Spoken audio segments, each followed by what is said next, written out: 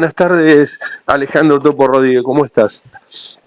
Buenas tardes, gracias Aldo por la posibilidad de volver a dialogar con vos. No, por favor, para nosotros es un gusto. Alejandro, me llamó mucho la atención la observación que hiciste y que nadie haya tomado cuenta de las afirmaciones del presidente en Tucumán vinculado a esta afirmación que hace, ¿no? Donde habla de las provincias. Uno no sabe si es porque no lo ha tenido en cuenta o, como vos decís, no fue bien asesorado o se le pasó algo de la historia. ¿Cómo lo interpretaste vos? El presidente asegura que por cada empleado público nacional existen 5 empleados estatales en las provincias.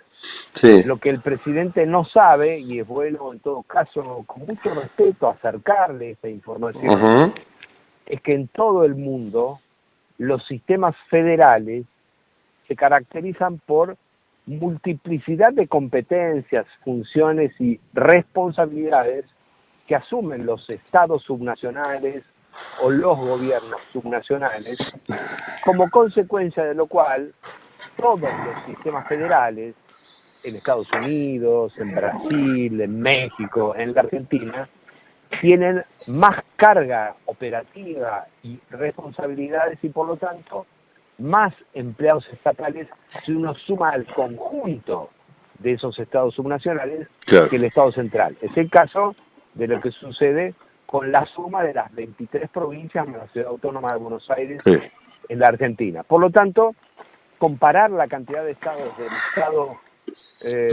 nacional, la cantidad de empleados del Estado nacional, con la suma de los empleados estatales de las 24 jurisdicciones argentinas es metodológicamente incorrecto, es un análisis superfluo de la realidad que no tiene ningún fundamento técnico y no sirve para adoptar decisiones racionales. Lo que corresponde hacer, y bienvenido si el presidente tiene ese interés, es comparar los propios estados provinciales. Y es un buen ejercicio que el presidente podría hacer, quizás no él, pero su equipo lo puede ayudar a comparar las medidas de eficiencia, los indicadores de eficiencia del empleo público provincial comparando a las propias provincias.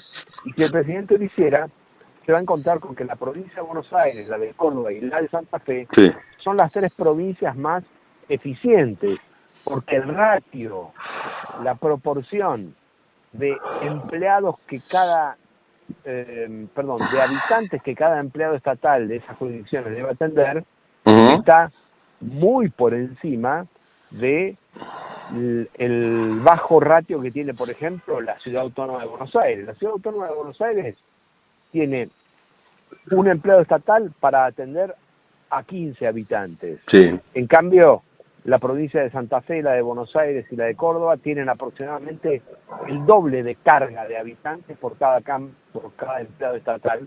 Por lo tanto, son estas 3, Buenos Aires, Córdoba y Santa Fe, mucho más eficientes, por ejemplo, que la Ciudad Autónoma de Buenos Aires. En cualquier caso, sí hay para dar un debate más profundo, y es qué sucede en aquellas provincias o aquellas regiones donde la actividad productiva privada no es tan fuerte. Y si el presidente está planteando un cuestionamiento a un probable exceso de carga en el empleo provincial antes, como presidente de la Confederación Argentina, debe proponer, establecer, brindar una estrategia de desarrollo antes que quejarse de la cantidad de empleados públicos. Por eso me parece interesante no solo el debate político, sino también contrastar datos y contar con información que permita acceder a análisis mucho más razonables. Se entiende. Es un poco como para desmitificar algunas afirmaciones que se hacen por allí, ¿no? O sea, digamos, a lo mejor fueron ligeras o en la intencionalidad de establecer una comparación, esto lo digo yo, por supuesto, pero que ayudaría a su discurso, pero que no ayuda a esclarecer la realidad, digamos. Hay quizás una matriz de pensamiento muy cabalista. No hay que olvidar que al principio de la convertibilidad, Cavallo se sacó de encima, perdón la expresión, entre comillas, sí, todo el empleo público del sistema educativo nacional y del sistema de salud, sí, y se lo tiró virtualmente por la cabeza a las provincias sin transferirle los recursos correspondientes, tal cual. y sobre el final de la convertibilidad, terminó acusando a las provincias porque supuestamente eran las responsables del déficit en la Argentina. Hay una visión sesgada, un prejuicio muy fuerte en la visión que algunos sectores, como en su momento Caballo y ahora recogiendo esa herencia Milei, tienen respecto de las provincias. Y si hay que dar una discusión, que me parece saludable darla, acerca de la necesidad de que aumente el empleo productivo privado en toda la Argentina y en las provincias de Argentina, reitero, lo que el presidente debe ofrecer es una estrategia de desarrollo productivo, no una queja de orden burocrático. Parece más alguien que se queja que alguien que está decidido a gobernar y transformar la Argentina. ¿Ves para los argentinos o para quienes están preocupados en atender estos asuntos, aquellos que son los protagonistas de la administración de la cosa pública? Entiendo que aportaría datos tal vez reveladores. Bueno, de alguna manera nos permitiría tener una postal en números, hasta incluso de cómo ha sido la evolución histórica de la República Argentina y cómo determinados proyectos fueron abonando, digamos, esta suerte de atrofia en la distribución demográfica de la República de habitantes y cuáles fueron los proyectos que lo protagonizaron. Ahora, incluso la macrocefalía de Buenos Aires o de Rosario, de Córdoba. ¿Para qué serviría un estudio de esta naturaleza según tu leal saber y entender?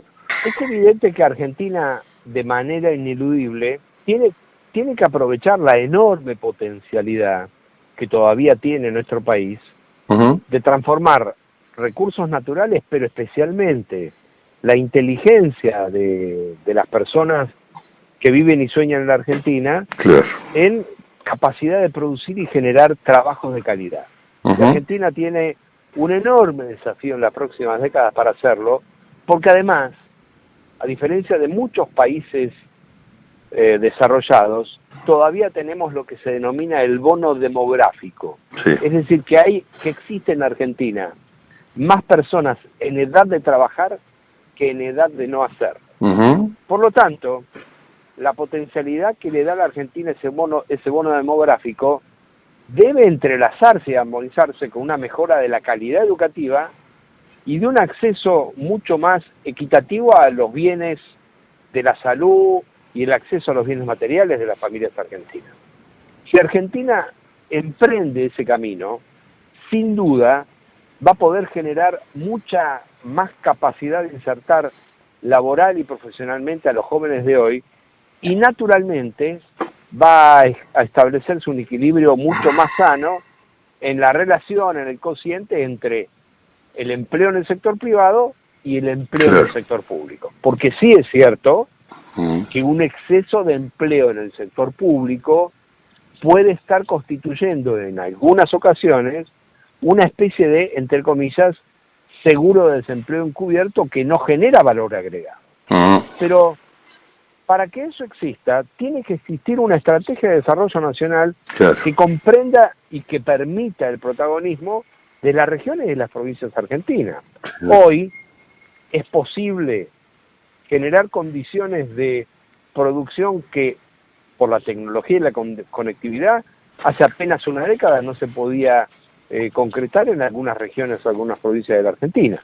Desde ese punto de vista, tener un diagnóstico del empleo público provincial es correcto en la Argentina, pero tiene que tener un para qué, y ese para qué es una estrategia que permita a lo largo de, por ejemplo, 10 años, invertir la ecuación entre empleo público y empleo privado en todas las provincias de Argentina, no haciendo el ajuste, sino generando condiciones para el crecimiento y el desarrollo, y ese es el camino. Esto es una fuerte interpelación a los gobernadores o a algunas generaciones de gobernadores, diría Alejandro, porque realmente llama la atención cómo a lo mejor en distintos gobiernos, algunas provincias que cuando uno recorría el país veía que en determinados momentos de la historia, en estos últimos 30 años, proliferaban los parques industriales y en otras provincias no se veía lo mismo, ¿no?